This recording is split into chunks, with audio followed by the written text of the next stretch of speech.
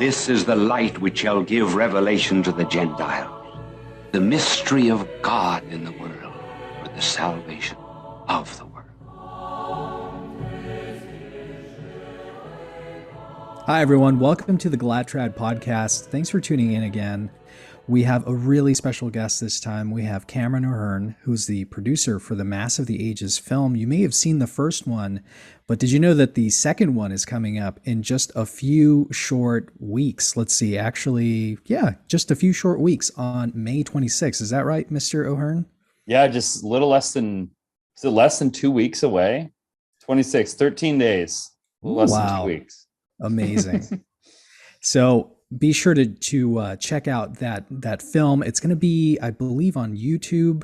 Yep. And if you haven't seen the first one, I encourage you to check it out. It's a wonderful film, beautifully shot, and it's going to be a trilogy of sorts. So, Cameron, welcome to the program, the Trad podcast. Good to have you on. Yeah, thank you for having me. And I love the name. Where did that name come from, by the way? I know it's a term that's been thrown around a few times. Well, we knew that it rhymed, and that Father Dave Nix wasn't doing his little Trad podcast stint. He has a couple episodes under that name, so we swooped in. But Rudy and I were born out of two things. It was really the tail end of the Summer of Shame.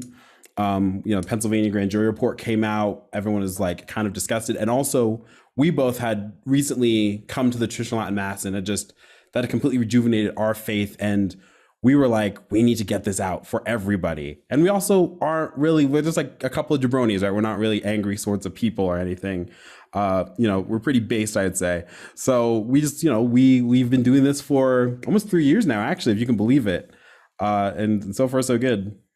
I wonder if the Glad Trads are the ones who used to have no traditional background and then become traditionally minded, and then have like this appreciation for it and aren't coming with all this baggage of like a history with it and bad memories of whatever. That's a really good point. Yeah. We were discovering at the outset of our podcast that we just were feeling uneasy. We just didn't have peace in our hearts. And we were in a sort of way, refugees from bad liturgies. And we wanted to just highlight the really wonderful aspects of tradition, of finding tradition, the resurgence of Catholic piety, traditional forms of piety, those things. So, yeah, we wanted to capture a lot of the joy that we were experiencing. And that being said, I am sympathetic to people who have a chip on their shoulder coming from really bad liturgies, but it's a lot better to focus on the positive, I think. Yeah, and we've done interviews with people like Charles Colomb, for instance, was such a fun guest because we've just talked to people who grew up during the changes. We all three of us didn't, So I think sometimes talking to older traditionalists, those who stayed in tradition when all the walls fell around, I don't blame them for feeling a little ostracized, and I know that manifests a whole part of the subculture. It's very clear, I think, with all of us, like we would all agree probably that, the church militants on the march, that tradition has reared its head because that's what it always does. Oh, probably should silence my phone. And, it's kind of exciting because we have this time, and I think your documentary is such a part of that. Guadalupe Radio, Rudy, our podcast, I think it's all just as part of this great, beautiful part of Catholic culture that's in the ascendancy again. And it's going to take a lot of wailing, grinding of teeth, and a lot of fighting, but I think we're all pretty excited about it, I would say. Yeah, that's interesting. I don't know if you've read this statistic. I think it was conducted with a couple surveys.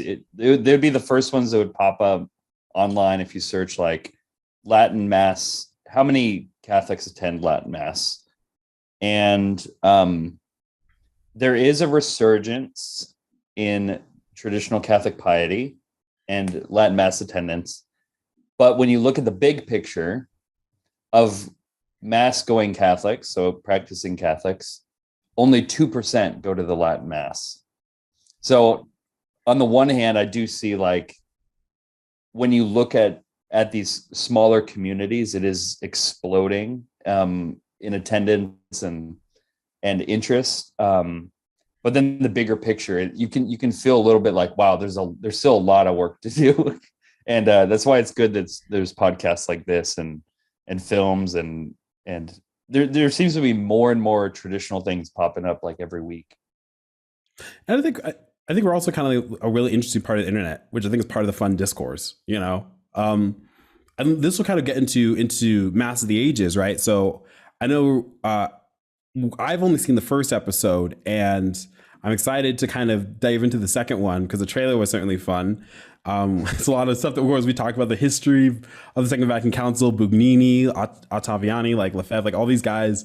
But we wanted to kind of break apart you first. So are you primarily a documentarian? What has your own filmmaking experience been? And how have you found that in like the Catholic space? Because I know that that's a horse of a different color inside filmmaking too, you know? Catholic filmmaking.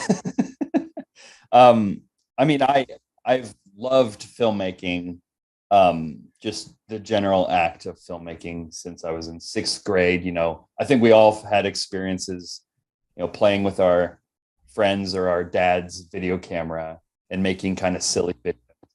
The magic of I can put this here, press a button, go do something in front of the camera, and I can put it together and like make something completely new and give people an experience. That was a very addictive thing for me early on. So I made a ton of just silly stuff with my friends. And it wasn't until high school I realized that this could actually be a career. That, you know, you go to see movies in the theater, you don't realize that people actually do this full time. And so it started to click like, well, I think this is my calling, or I mean, I think it would be a good fit for me. And then film school didn't really happen. And instead of that, I bought a video camera, a mini HDV, 4K, 60i, like a 60 interlaced, the Wild West. Let's go. camera. So when you film something, you'd have to like capture it in real time to your editing station. So you'd have to like plug it in, and it was mini DV tape. So you have your tape in there, and then you're like capturing it in real time, and it has to like log the footage in. And then I would always had to de-interlace it because there's all these lines on it. I remember. Spent like $4,000 on that camera back in the day. Good days. But yeah, it was an investment into like, this is what I want to do. I was living with my parents for a couple years after high school, and I bought books on screenwriting. I wrote a feature screenplay, wrote a couple shorts, was really getting my feet wet. And I thought my plan was like, I'm always thinking about 5 years from now and like, what's the next step? And I always thought it was going to take like, well, I need to build up this portfolio so I can get into a film school so that I can, 4 years into that, then I can get married and then get my first job. I was looking like 10 years out, like I'll have a career. But I felt a calling to do net ministries. I don't know if you guys are familiar with net ministries. Yeah. Okay. I've had a few friends that have done that. Which is interesting because it felt like I was putting my life on hold, or said another way, it felt like I was giving God a year of my life. Like, I realize you're the most important thing in my life, so I don't want to chase this career. First, I'm at a good age. Let me give a year of my life to you. Well, 2 years later, so I did missionary work 2 years. I had met my wife, found a university I was attending classes at, and had my first job in video, all because I did this missionary work, because I met the right people, got the right experiences. That's providence. It is. I mean, I thought I was pausing my life, but it was fast forwarding it. It was shooting me forward. And then I was just, a video intern at the beginning. So I was just making videos for a nonprofit, helping them with their fundraising banquets. I developed kind of a like a process, a rinse and repeat process for how to make a fundraising video.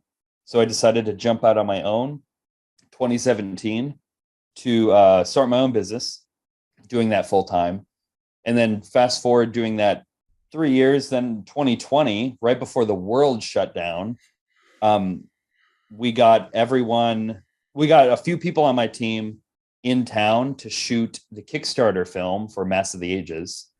And it was another leap for me because it was, instead of doing something for clients, it was the first time I was doing something that was just a creative endeavor. It's like, this isn't for someone who's going to pay for it like a product so much as it's a creative thing that I hope people will want to see and pay for. And it was a big risk, but a calculated risk, and backed by, research I was doing. So yeah, Catholic filmmaking, I mean, in that 3-year time period of when I got my first job before I made Mass of the Ages, I had so many conversations with Catholic organizations, like, I want to make a film, or I want to do this really cool thing, or a documentary, or whatever.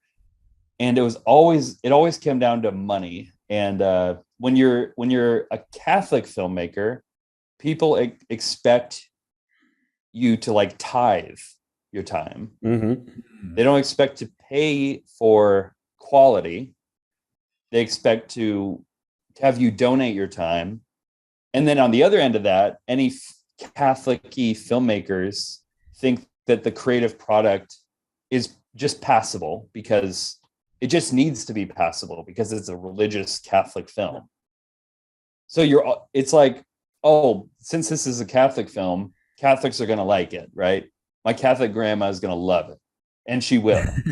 And but the bar is so low on both ends, on like the money coming into Catholic art and the Catholic art. So they're both at this really low threshold, which makes it difficult for anyone who's like has a really good idea to get things started. That's so true, and I'm presently senior editor at the Augustine Institute, right? So our platform for a lot of our content is formed.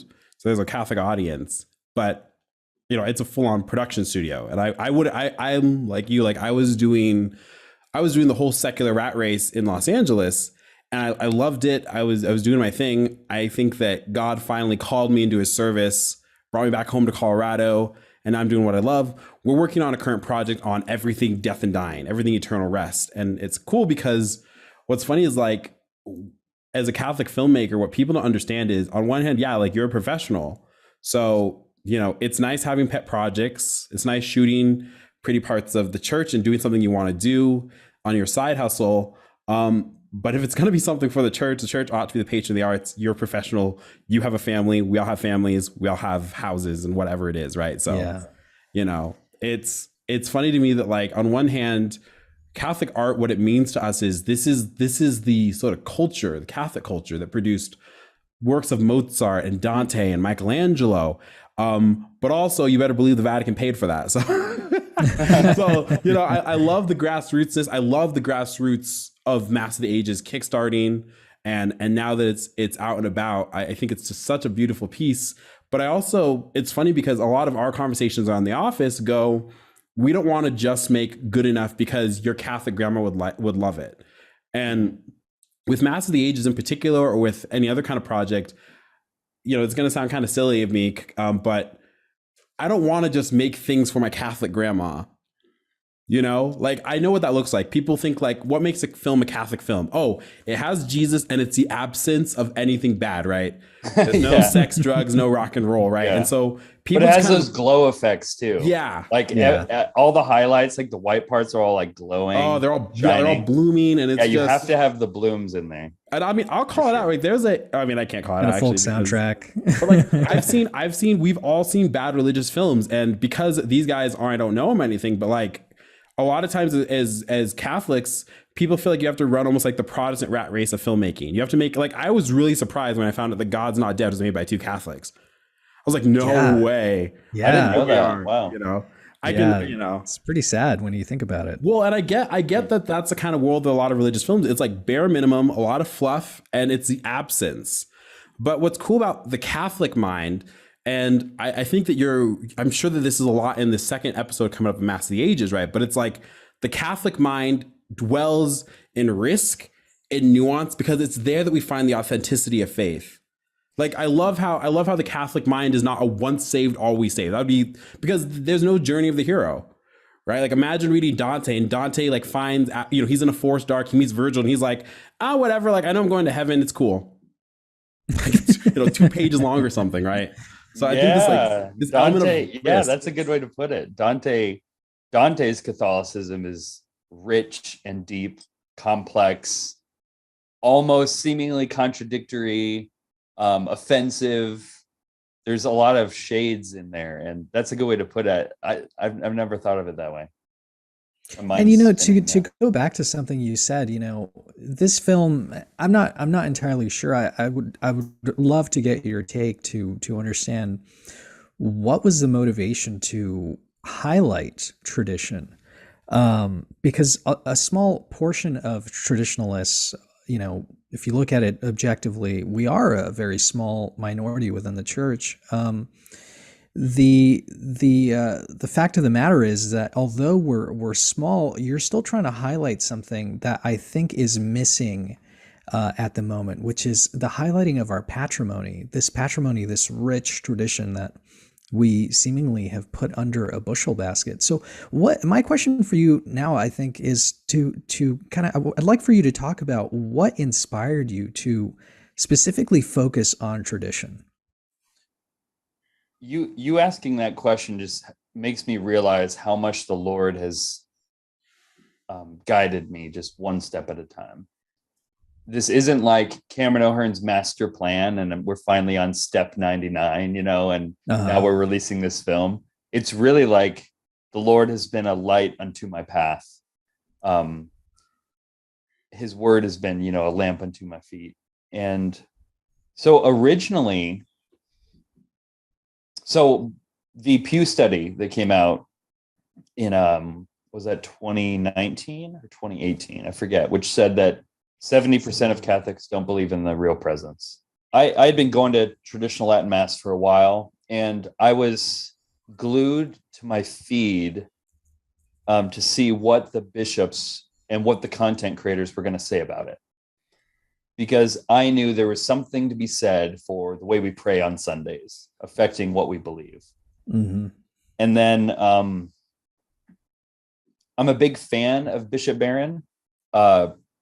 That I listen to him first, pretty religiously. I like the content he produces at Word on Fire. But to be honest, I was disappointed when he did his show on, his utter surprise at why Catholics don't believe in the real presence. And they took audience feedback, and people were saying liturgy, liturgy, liturgy. And instead of giving it its place and, agreeing that liturgy has a big part to play, he just kind of poo-pooed it. And it was really frustrating for me because he so quickly dove into, it's about catechesis. And that's his platform. It's built on catechesis and teaching and, engaging with the word. And so I get why he's so into catechesis, but you got to believe and you got to understand that the church has always held that the way we pray affects what we believe. Lex orandi, lex credendi. It's been around since like the 4th century. Like that's a dictum of the church we've held to, that, the way we pray is the foundation of what we believe. Yeah. So here I was, this great crisis of faith in the church, way worse than I thought it was, because it's not just they polled, Catholics who weren't in the pews. The ones in the pews, only 60% of regular mass-going Catholics believed in the real presence. So 4 out of 10 of every Catholic in the pews on any given Sunday doesn't even believe. Imagine just the constant profanation of the Blessed Sacrament that's happening. Yes. Every mass, just going up to receive and treating it like it's nothing. The Lord who gave us his body and gave it to the church as its guardian, and the the act of love that he offered us that is being met with yawns and, disdain. I mean, the worst thing is just people just don't care. And we're saying that it's because people haven't been taught something. I'm sure most Catholics have heard the teaching that, oh yeah, Catholics believe this is really Jesus. I'm sure Catholics have heard that, but they just don't believe it. And so I was struck by that and realized that someone needs to make a documentary, and I want to make it because I know someone will make it, and I don't want just anyone to make it because I want to make it right. I want to do it right. And so we felt this urgency behind us. This fire was lit under us that let's make a documentary on the liturgy. And originally we just called it the liturgy documentary because we were working on names and trying to raise money and meeting with people and saying, we want to make, Catholic film, but I don't want you to think Catholic movies. Think like a movie you'd see in the theaters, right? And we were trying to pitch it like, will you give us, a few $1,000s to get us started, And it was just, the doors were always closed. Mm. It took like 7 meetings to get $100 donation. At one point, we had like $100 in the bank. We're just like, we need to do something else. Thanks, guys. God bless you. It's appreciative. Thanks.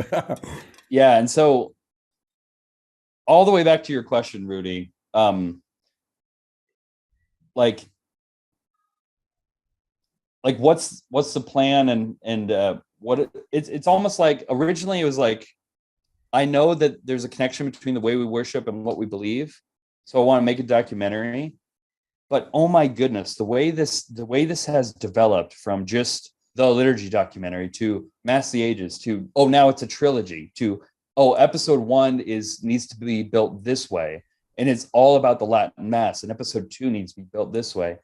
It's all just like taking one step at a time, banging our heads against the wall, trying things out, having things fail, and the Lord then shows us, the very next step, and we take that next step. So episode 2 is coming out, and the thing that I'm most excited for regarding episode 2 is that, and this is why the Lord, I just see his hand in it, because I didn't plan this. I didn't orchestrate this, but I'm starting to discover the importance of episode 2, which is we cannot forget our story. We cannot forget what happened the last 60 years.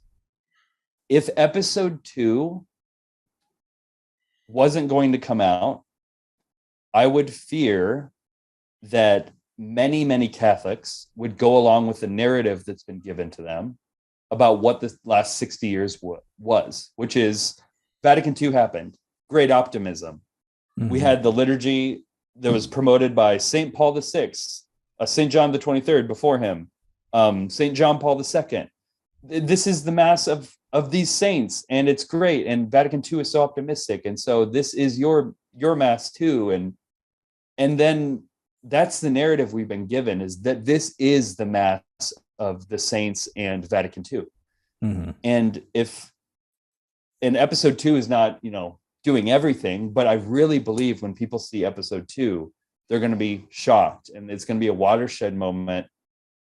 They're going to realize that in some sense they've been lied to. So yeah, it's like God is just doing an amazing work, and I feel like just a little donkey who's like, the analogy of like, you're the donkey and Christ riding on you. It feels like that. I'm just like, taking one step at a time. And yeah, he chose me, but I'm a donkey. And the more I humble myself, the more he just glorifies his name. And that's what we want with this trilogy, is like more Latin Mass, more beauty in the liturgy, more glory to God. Ultimately, that's the end goal, is that people start to attend Latin Mass, that the love for the Eucharist grows, and that he can be praised, adored, and loved in all the tabernacles of the world, even to the end of time. That's that's my end goal. That's Praise what I God. want. That's so beautiful. And what's funny is that there's so much there to unpack. I grew up a cradle Catholic, and it's not out of hate, it's not out of spite that I am a traditionalist now. But there are certain kind of understandings of how things have transpired the last 60 years that have to be taken into account. The Catholic faith celebrates, it rejoices in the truth. And the truth of the matter is that the Mass of the saints, the Mass of the ages, the Mass that converted the pagans in Germania and in the Viking lands and converted Mexico, the Mass that Fulton J. Sheen celebrated under, the Mass that my grandparents were baptized in, it was taken away. And I think nowadays, part of the narrative is like, oh, well, you can attend anywhere you want. Why are you complaining? Now, never mind that we now know in Traditionis Custodes that there's only one unique expression of the Roman Rite, apparently. And let's, well, one day we'll sit back and chuckle at that, I'm very sure, because I think that you can definitely tell the Holy Spirit's on. I love what you say about the contrast of the catechetical bend. There's so much of the new evangelization, whatever that term means to whomever is given, and the importance of liturgy that we have picked up the banner on. Because, for most Catholics, the Mass, where they go on Sunday, that is their greatest exposure to Christ and to the church of that week. Yeah. And so the question is, what are we giving to God? What does it mean to worship the God who loved us so much that he actually became incarnate, took on our flesh, our mortality, became a slave, humbled himself, crucified, died, and now his sacrifice on the cross is locked in at every single Mass? If we really believe or pretend to believe those realities, what does that look like in our liturgy? And one of the favorite things I like is if you go to any secular person in Hollywood and you say, I need a Catholic Mass. This is my scene, okay? This couple is getting married. I need the church. I need a Catholic. I need the full bells and whistles. You can go to the most secular Jew in Hollywood. You can go to anybody, and they will give you everything shy of the Latin Mass. They go, that's right. We need incense. It'll be the choir. Intro to True Confessions. Yeah, there you go. Right, the intro to True Confessions. Right, that's Robert De Niro. Right. Yeah, that's right. Yeah, I mean, and because we are creatures wired for worship, and we get it, and it's amazing to me that as you begin to uncover the truth, there were a couple things I had to unlearn. Right. I always grew up, I believed, okay, the Mass is a sacrament. My parents taught me very well about this. But it was so amazing to me, the difference when the Mass is not a humanistic expression, right? When the priest faces God, when you get a sudden understanding of everybody here is humbling themselves before he who humbled himself for us, when you understand the importance of communion on the tongue and why we build our churches the way we do.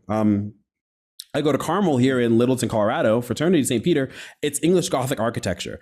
I love sacred architecture because that architecture forces you to lift your eyes up to the cross. You have to physically crane yourself up towards heaven. Much more mystical, even without telling you, much more mystical than building our churches like a gym. But what's ironic, right, is that even the Latin Mass in a gymnasium church, for me, is more profound. The profundity is just demonstrably there more than the prettiest of churches offering poor liturgy. That's right. I think it comes down to the ritual, because if let's say you have a Novus Ordo in a very beautiful church versus, it's not like a competition, but just as a visual, versus a Latin Mass in a gymnasium. Mm-hmm. The Latin Mass, because of all the baked in rubrics, the ritual, the careful solemnity around it, we realize something important is happening. Just the way everything moves and plays out, everything the priest does, the careful attention to the Eucharist, like all of that is a ritual that can be recognized by any person. It's universal. Whereas like a Novus Ordo Mass, it can have beautiful trappings, but a lot of the ritual content has been removed. And so it's very much a lot of talking and waiting. And that's a lot of what the new Mass is. It's a lot of talking, exchanging, and waiting. There's not a lot of this ritual substance to it. So I think that's why people see it as like, even in a gymnasium or on a battlefield, the Latin Mass has this kind of deep existential quality to it. I was just going to say, I just want to just pick up on that battlefield analogy. We all know one of the most famous pictures of Latin Mass, right? I think it's during the Korean War, right? But that priest is offering Mass on a Jeep. Yeah. And it's so amazing. You're just looking at that and I'm like, that completely belongs there. Like Notre Dame, the Mass of the Ages belongs there. The battlefield, it belongs there. The most bombed out war zone, poorest part of the world, a bunch of natives crowded around these new Jesuits just in the New World. It belongs there. That is the Mass. That's so beautiful. Yeah, for sure. And to piggyback off of rubrics, you're talking about rubrics earlier. If you were to compare side by side the rubrics of the Latin Mass and the New Mass, you see such a stark difference. And I think you do this in episode 2. It's just so wonderful to see, to actually visualize it and internalize how much was stripped away. You make this example, of how the changes look, and it does turn out to be a lot of waiting around and just dialogue. So yeah, this really amazing way of showing the differences between the Latin Mass rubrics and the New Mass, and really it does turn out to be a lot of just waiting around and dialoguing for dialogue's sake. What do you say about that? Well, one thing that Joseph Shaw makes clear in the documentary is one of the light bulb moments for me when we did this interview, was that we have to think about the New Mass as built with a different intention behind it. Not even saying the intention is bad, or that what they were trying to do is bad. So the intention with the New Mass was to get people to understand what is being said and the prayers and everything. So earlier in the liturgical movement in like the 1920s, it was more about teaching about the liturgy, like catechesis about the liturgy. But by the time of Vatican II and shortly thereafter, it became about changing the liturgy so it's more accessible and more easily understood. So without going through all the details of the reform, the Mass that we have now in the Novus Ordo is completely built so that we can understand it and participate in it. So the priest faces you 99% of masses. It's entirely in the spoken language. It's entirely out loud. There might be a little bit of silence here and there, like 5 seconds of silence. Well, they have like the piano interlude, all over the place sometimes. That because we'd feel uncomfortable just waiting there. Like no one is meditating. So we're just like waiting for the next thing. We're waiting for the MC to like guide us to the next thing. And that's the difference with the Latin Mass, because you don't have this call and response and this interaction between you and the priest. You are there and you might not be able to follow along, but there's a lot of silence. The priest isn't concerned with what you are doing.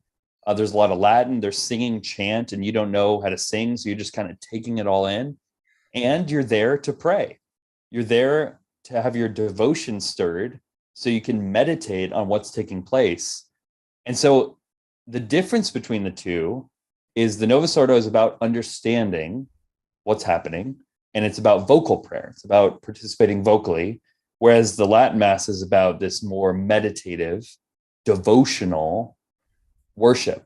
And that I think that's an excellent way to distinguish the two, which is why, unfortunately, this is a way kind of my mind has been changed making episode 2, is I don't think you can just add on the externals and the accoutrements of sacredness to the Novus Ordo, and that's good enough, because those two ideologies are in conflict. So if it's about participation, why are you singing Gregorian chant? If it's about understanding, why is it in Latin? Why is it in silence? So either it's about understanding and participating, or it's about devotion and prayer, and those things can't both be true at the same time, always. So Yeah. And to speak to that too, I think one of the things that gets lost in translation in the new Mass is that it truly is the unbloodied sacrifice of our blessed Lord.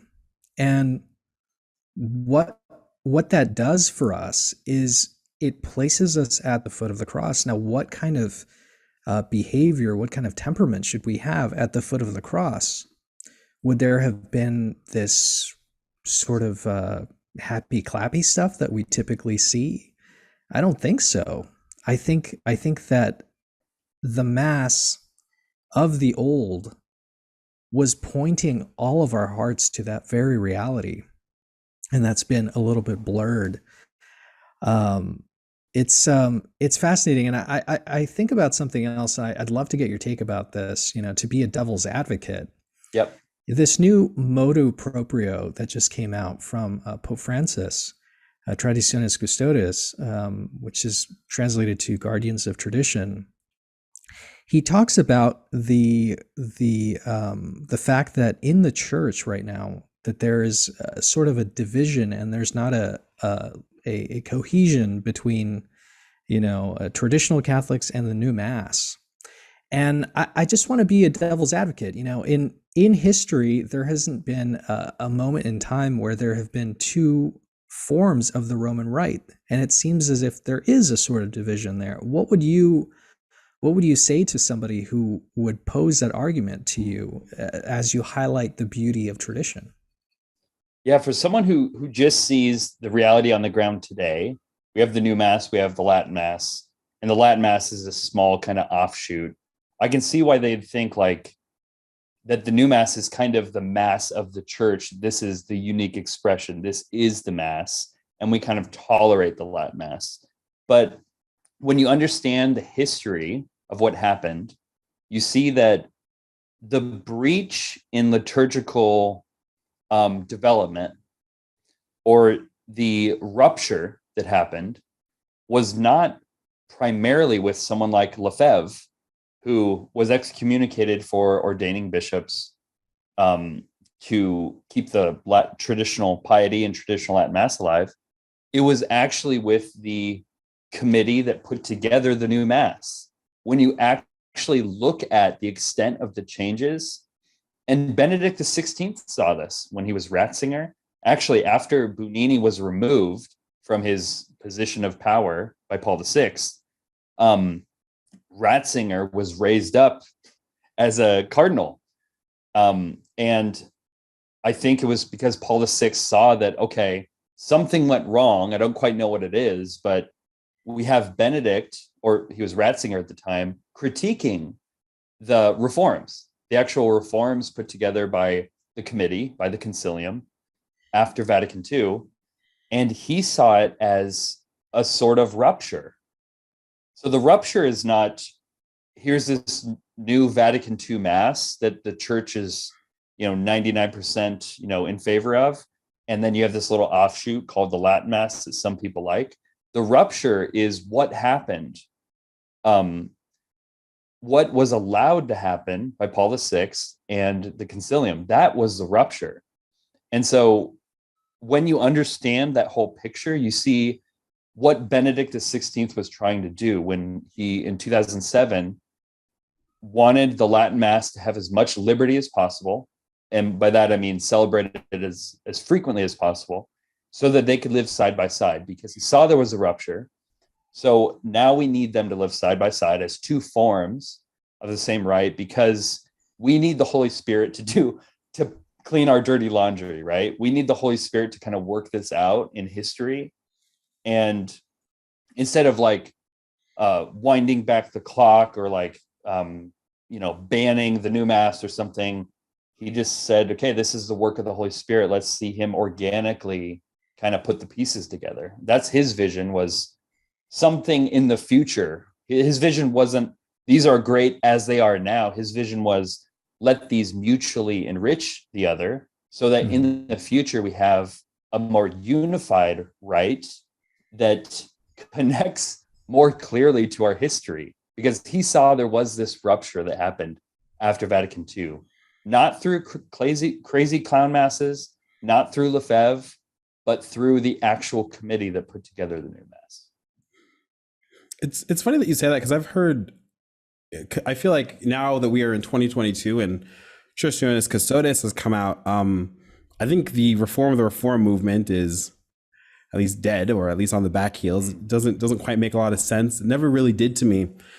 I just kind of want to muse on when I hear mutual enrichment. And I think what a lot of times when I hear people I'm very close to, right, they may not attend the Latin Mass, but they very much, either they're cool with it, right? They just want it to be on its island, do its thing, or they'll tell me about the Unicorn Novus Ordo, right? They will tell me, okay, well, I have the new Mass with chant and with bells and with male altar servers and adorantem communion song.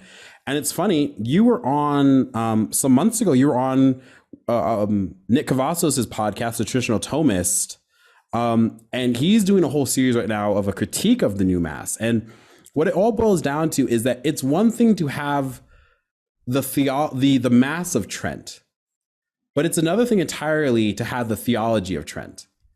And that, you know, as you kind of said earlier, the new Mass, when we talk about what the reverent Novus Ordo is, and I always like this point in particular, and it's not a triumphalistic thing for any Catholic who's listening, and perhaps you attend the new Mass still. If you've listened to this podcast by now, I hope you've made up your mind a little bit better, but whatever.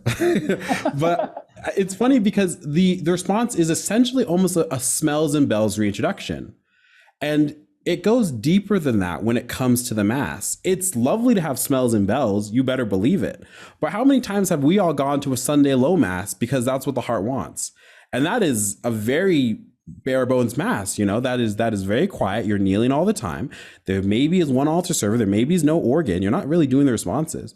And so I think that it's what we're seeing right now is I've never been a huge idealist of the mutual enrichment, because when we're talking of the Mass of the Ages, we look at its organic reforms. It makes sense that St. Joseph is placed in the canon. Not an issue, right? When Pius V codified the Mass, it wasn't like this was huffed out of thin air. You go to the sister rites of the church, right? To the Byzantines and the Melkites and the Syro-Malabar, and you realize how much similarities these rites share and how sisterly they are to each other. And the new Mass is done by committee. It is part of it, Eucharistic prayer too, right? Scribbled on a napkin. You see the ties that people like Bugnini had. And it's surprising to me still that there's this idea that, okay, well, the problem with the Latin Mass is this incomprehensibility. And it seems to me actually that part of not understanding you can flip through your missal all Mass long, first off, you know. The liturgical movement in its inception, I think, did a lot of good. A lot of Sundays we hear the gospel and the epistle in the vernacular. But what's very funny about that, I'd love to get your take, is just, I find that with the Latin Mass, it is a more direct understanding of how we look at God, which is that we will never understand, even with all of our books, even with all of our prayers, even with podcasts, and even with documentaries, we will never understand even a drop of the depth of our Lord. And I think that the Latin Mass invites us into love, because when you fall in love, you have to just admit at some point that you're not going to understand everything about your wife. You're not going to understand every little, you know, there's so much things you will, but there's a surrender of the will, right? It becomes above your being, that surrender into love. And I think the Latin Mass points us directly to the heart of God in that way. To where the other Mass, the new Mass, for me, it was extremely lacking in that regard. Yeah, I'm looking up a quote that I think sums up what you're saying. But I also, when I think about the new Mass's attempt to try to get everyone to understand, when you try to get everyone to understand, who are you talking about? Who are you talking about? Because are you talking about the adults? You're talking about the kids, the 0 to 10-year-olds? Who are you talking about? Because if you're making a liturgy that the 5 to 10-year-olds can understand, then the adults are like, okay. It's like when you take your kid to a not a good kids movie, like a Pixar movie, but like a Emoji movie, Sony. The Emoji movie, which is just stupid. Sony movie. And you're just there to like, for your kid to get this eye candy and it does nothing for you. It's not meaningful. I was at a new mass for Easter Vigil. No, it was Christmas. Christmas Eve mass, and the priest said, in lieu of the gospel reading, I'm going to share the story with the kids. So let's have all the kids come up.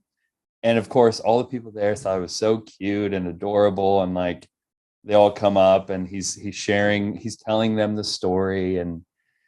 But to be honest, like that makes sense when your focus and your goal is to get people to understand. Because the other alternative is you're just talking to the adults and the kids check out, because there's no like psychological mental hooks that ritual has, that has its universal qualities. When you see all the care that's taking place, when you see the care in the rubrics, there's none of those psychological hooks in the new mass. It's all about speaking and understanding, and there's very little of the rubrical intention. So like he just didn't say the gospel reading and just told it to the kids, and we were kind of there just watching it happen. But I think that priest has a good intention and is just kind of following where his conscience is leading him, and that's a big problem with the new mass. It kind of gives this leeway. It feels like the priest is kind of like the MC or the creator of this mass experience, and he can use any option he wants. He can do this Eucharistic prayer or that one. He can greet people in one of three ways. He can ad lib. There's like 6 places where he can add something, like give a little homily before the preface and things like that. So yeah, but this is just what happens when you think the liturgy is about understanding. I mean, who's going to understand? Whereas if the liturgy is this sacred ritual that has stood the test of time, well, even a 0 to 10-year-old is going to see it as like something important's happening.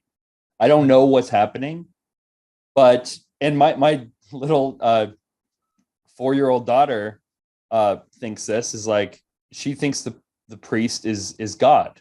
She thinks the priest is Jesus, because he's really important up there, and the things he's doing is really important. We can tailor that. We can work with that. Yeah, I know. Persona Christi at 4 years old. Let's go. One step at a time. That's awesome. And but then my 7-year-old, or now she's 8, who's received her first communion, like she's starting to understand more about how to participate, and I still don't understand. That's the point. There's so much. The depth is just, it's incomprehensibly deep and rich. And just like you're saying, that's what our relationship with God should be like. That's what our ritual should be like, our liturgy. That's what our prayer life should be like. It's all connected. Yeah, absolutely. I have a funny story too that happened at a Christmas vigil, the planning meeting for the Christmas vigil, and to speak about the priest ad-libbing and making choices on the mass and just being on the fly. The priest wanted to get rid of the long reading, which had the genealogy of our blessed Lord Jesus. And he was trying, I think his motivation at that point was to make it so that people weren't so tired at the vigil, that they wanted to speed up the mass a little bit. Very pastoral. Yeah, it was very pastoral, and he also said he said that the genealogy was boring, and I was thinking to myself, like, wait a minute, hold on, the genealogy, you may not understand this. I mean, you're kind of explaining this, and I'm hearing that you don't understand that this genealogy is the roadmap by which we know that he is the Messiah. This is incredibly important, and nobody is understanding this, and they're not going to get it this time because you're deciding that you don't want to include this particular reading. It's insane, but most people, to go back to something you were saying earlier, this is their only opportunity Yes. to really understand something about God, and what they get instead is something lacking. And it just makes sense when 99% of the liturgies, well, maybe not, I'm being very hyperbolic here, so don't take me out of in context, but it makes sense when most of the liturgies are like this, that percentage of people don't believe in the real presence. And what else don't they believe? Well, we have the Pew Research statistics on that too. Yeah, like what else do they not believe? What else do they not agree with the Catholic Church? It's very disheartening in a way. But I find so much solace in traditionalism. And we did, right? I mean, Jordan and I, we found solace. We both were kind of like liturgical refugees. And we found this solace in the Latin Mass. It's such a beautiful thing to share with the people. It's just so awesome. And we're so happy that you guys are doing this. Thank you. I found that quote. It's from Martin Moserbach, who's a great author. He wrote The Heresy of Formlessness. And when I read this quote, I was like, this is what liturgy should be like. So he argues that it should feel somewhat alien to us. And I quote, "A feast that has emerged through apocalyptic catastrophe, a feast of wild and terrifying beauty, the beauty of the seven-horned, seven-eyed lamb, in whose blood mankind's clothes are washed white." End quote. Wow, that's huge. Wonderful. I'm going to put that in the quote for the show notes. Martin Moserbach, you got to tell me. That's fantastic. That's so completely true. And one thing, Rudy, what you said, and one thing all of us who goes to Latin Mass knows is, at the end of the day, how many liturgies have we seen where it's like we have to reduce boredom? See, we need active participation because otherwise the people will be bored. It's not about devotion. It's not about meditation. But also, here's the funny thing about ritualism. Our lives are not meant to be 100% nonstop action. Right. There are parts of the Mass where there are plenty of times I'm like, we went for Palm Sunday, right? And it's a lot of reading. We did the pre-55. You better believe it's a lot. And it's a lot of work. Jealous, by the way. And our priests were being a little quiet, which meant that at one point I was like, okay, like I know when to kneel, but let me see where we're at. It's not I always get lost. I know. It's not about me. It's not about you. It's not about us. And the genealogy of Jesus. Yeah, you know what? Only up until recently have I understood the importance of proving that our Messiah is not just a guy we invented out of thin air. We have a lineage here. And it's not about us. We every year we hear it. Okay, well, guess what? That's part of the reinforcement of the truth. And so boredom is such a subjective thing. And again, what I love about the Latin Mass and I love about the priest and Ad Orientem is that he's not talking to you. That's right. Why is the priest whispering? He's not talking to you. That's right. And good, because I'm not the center of attention. I don't want to be the center of attention. Yeah, and you've all experienced the cognitive dissonance that comes when the priest in the Novus Ordo during the consecration is saying it loud enough so that you can hear it. And it's like when you're in the same room with someone and it's like, hey, what should we pray for? It's like, okay, I'm praying, but am I talking to you? Am I talking to the Lord? And there's this weird, like you can kind of tell when someone's not really praying. They're just talking to you, performing. They're saying something so that you hear it in a certain way. And, at the Novus Ordo Mass, the priest says the words of consecration out loud so everyone can hear, in your spoken language. But it's such a sacred, solemn moment that's like, it feels so weird. It feels like a play or like he's doing pretend time. And that's the one thing, like, it's just one example of when you add all the externals of sacred worship onto the new Mass, the rubrics still say for the new Mass that the canon should be said aloud. And so good priests will say the canon aloud. But it's just one of the many things that have just been lost to history is the silent canon, and how Benedict XVI called that moment a really filled silence. It's not like an empty silence, we're just waiting for something to happen, but a filled silence of worship. The priest whispering the words of consecration. doing the most sacred act ever before and it's hidden from us, that should be in silence. And there should be a little bit of like, that is if there's one moment in the Mass that shouldn't be about us, that's the moment. So let's have that in silence. Let's have it, hidden from us, so to speak. That's so completely beautiful. I want to pivot here in the late game and just talk a little bit of shop on your filmmaker process, actually. So obviously episode 2 comes out in 2 weeks. For our audience who hasn't seen episode 1, I'm going to put the link in the description. Please, please, please watch it. I am so happy to see its viewer count on YouTube. I watched it in a hotel room doing a gig down in Florida with another trad buddy of mine. That was a ton of fun, So what I love, of course, is that in our era of, Rudy and I made an episode on a Catholic Renaissance in filmmaking. We now, as filmmakers, there are more tools at our disposals to get beautiful images and therefore be able to craft the stories and the needs that we want to show out to the world. So one thing about Mass of the Ages that I love is I just love the image. I think the interviews are shot extraordinarily well. I'm extraordinarily envious because you have a shot from my church here, Mount Carmel, where the camera is trucking back and it's a requiem Mass. It's a casket and it looks so good. So I just want you to tell me, a lot of people when they think of Catholic filmmaking, they think, it's just a 1-2 man band. They show up with a Canon 5D and it's shaky and they throw a light in and you know what I mean? But this is a real deal documentary. So tell us the tools, tell us how many, is it a full set? Are you shooting multiple places at one time? What does that process look like for you guys? Yeah, so a lot of it happens in pre-production in our planning. So, some documentaries are, because of the nature of what you're filming, you can't really plan what you're going to film. It just, you show up and it happens. And whereas what we're doing is we can find the stories, we can pre-interview them. So get on the phone with whoever we're interviewing, do an interview before the interview, kind of an interview light. So we know pretty much what they're going to say. So then we know what we want to film.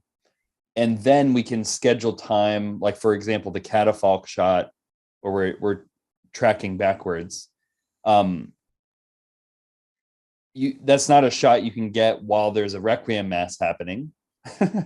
It's if you really want to get in there and show and like immerse the audience in the visual, then obviously you need to set up some staged shots too. So we filmed a lot of Masses. No way. How did no? That wasn't a drone like during the Mass? You had a drone during like a wedding Mass. You killed my dream, Cameron. Not to derail you, but we had a guest on Catholic Drive Time, and he was a hermit who did this pilgrimage from, I think, the Alps down to the Holy Land. And he has this beautiful footage of him doing a Mass out in the desert. And he's just like, he lifts up the hosts and it's just so wonderful. And then he tells us, look, I'm really sorry. I just want to clarify, this actually wasn't a consecrated host. I needed to do different angles. So what you saw wasn't actually a Mass. And Joe's heart was just like devastated. All film is deception. Smoke and mirrors. It's also a more pious way to approach it, I think. I don't want to get up close and personal. I mean, the Mass is more important than my film. So even though, this is just any old Sunday Mass, well, no, this is the Mass. And so if we're clomping around, like making a disturbance, that's the last thing we want. So when we filmed Masses, we found the best spot to be, like actual Masses, was sometimes in the sacristy, there's side doors. Will just open right up into the sanctuary.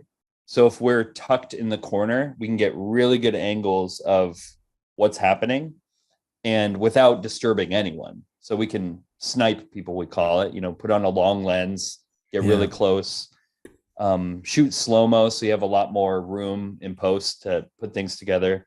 But then we also plan out to really capture the Mass like you've never seen it before, because those are the angles we've seen.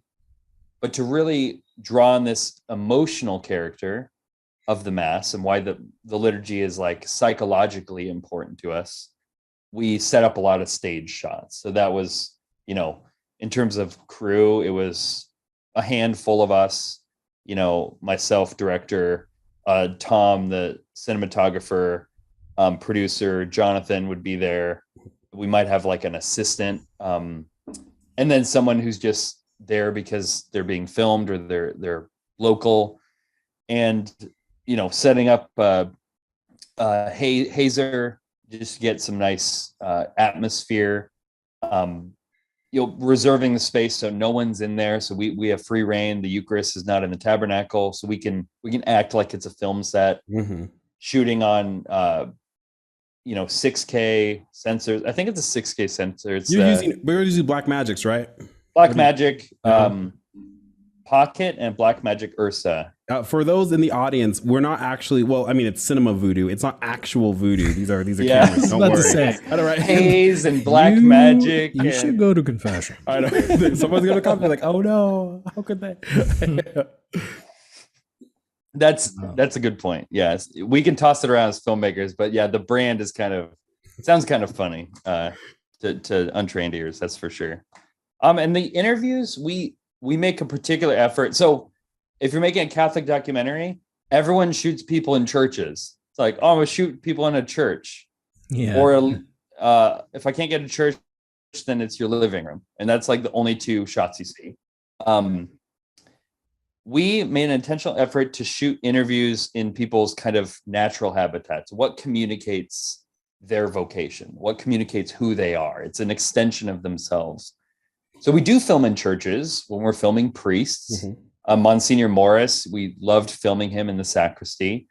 The hero of episode 1, Christine, we filmed her with her dining room table and in this beautiful lit up space. That's her personality. So it's not primarily about the easiest place to film or even the prettiest place to film. It's primarily about what says something about this character. And then Tom, our cinematographer, knows how to make that beautiful. And we kind of cheat certain things sometimes to make it look a little better. Like, for example, in episode 2, we film Bishop Athanasius Schneider, and we get to you don't get a lot of choices when you get to film with Schneider, because he's always, he doesn't have a lot of time to waste. And so we get into this room, and it's in the basement of this church, and it's just books on the wall, but not nice bookshelves. And it's like beige walls, no art, outlets, just nothing of character or substance there. And then we look on the other side of the room, and there's just these cabinets. We said, well, we can make this look like it's a sacristy. So if we light it so that, the light's a little warmer, obviously we're going to kill all the lights that are, synthetic and fluorescent lights. We don't want to mix, lighting colors. But then we have this nice soft light that kind of falls off the background. Then you have these brown cabinets, and we just add a little crucifix there. We don't want to add like a ton of statues and like put all this religious art. It's just like, no. What would this naturally look like if this was a sacristy? How do we make this kind of a natural habitat for a Schneider? So just a little cross, cabinetry, and it actually looks beautiful. It's just very simple, but it's a shot that works. So, yeah. Yeah, I love filmmaking magic. I mean, it's part of the most fun is, and what it ties to your audience. We get the profundity of seeing the Mass as people have never seen it before in high resolution, just beautiful. When I started filming Mass for the fraternity in Los Angeles, one thing that motivated me was, I wanted to do, I had my secular gigs and I wanted to do something for the church. And also I love trad so much, but I was like, my gosh, I'm so sick of looking at iPhone footage of little parts of the Mass, like yeah. I can't do that. That's not what it is. But I also love, and again, I haven't seen episode 2 just yet, but I do love in episode 1, there is this kind of realism. And I think it helps reinforce the idea that, as traditional Catholics, we're not a lofty, holier than thou. We shouldn't be a loftier, holier than thou kind of people. You are interviewing a lot of our most famous sort of representatives, if you will. But then you also have this deeply personal story, of course, about a woman, a wife, of course, who's early on, right, who lost her husband, and this is like the Latin Mass is what binds the family together. I think that just adds to the fact that, these are real people. It's not this weird, awkward subculture. No, it's not like the rad trad myth kind of thing, but these are, and they're in their natural habitat, and you can be too. So I'm just utterly astounded by the image of it. And I think that a couple of your shots have made their way into our image board, right, of ideas for how we've shot some of our stuff at the AI. So I can't wait to see episode 2. But I'm deeply excited, and I think you guys are really doing God's work. Thank you, man. I'm really excited for you to see it. I love talking to people about episode 2 right after they see it, because the wheels start spinning. Well, you just have to come back on. Oh no. Yeah. Well, if you made it this far, thank you so much. And we appreciate Mr. O'Hearn for coming on and discussing this new episode of Mass of the Ages. Again, it's going to drop on May 26th. So that's just a little under 2 weeks from now. And we hope that you'll check it out. But if you want to keep supporting the Glad Trad podcast, and be honest, that you do, smash the like button. Don't just touch it. Don't click on it. I want you to smash it. I want you to break your keyboard on the smashing, okay? And share it with your friends. Share it with your family. This is a wonderful interview, I think, that would be helpful for somebody who's on the fence, who's thinking about, hey, maybe tradition is the way. Maybe tradition is something that is going to edify my soul, my worship of God. So send it with a friend. Keep us in your prayers. And if you want to support the podcast, of course, we have indulgences that you could buy. So check out our Patreon page. That would be wonderful.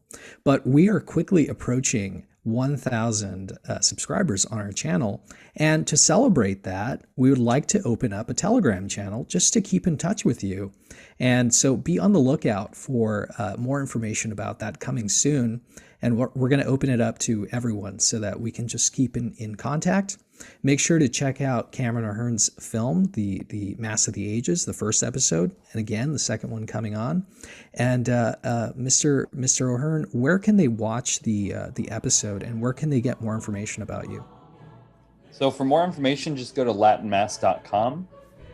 And then if you want to watch the film, join us May 26th live that evening, which is Ascension Thursday in the old calendar. So May 26th, you can search Mass of the Ages on YouTube and watch it live with us. It's going to be a lot of fun. Well, that's going to do it for us. Thank you so much for watching, and God bless you and Mary keep you. See you next time.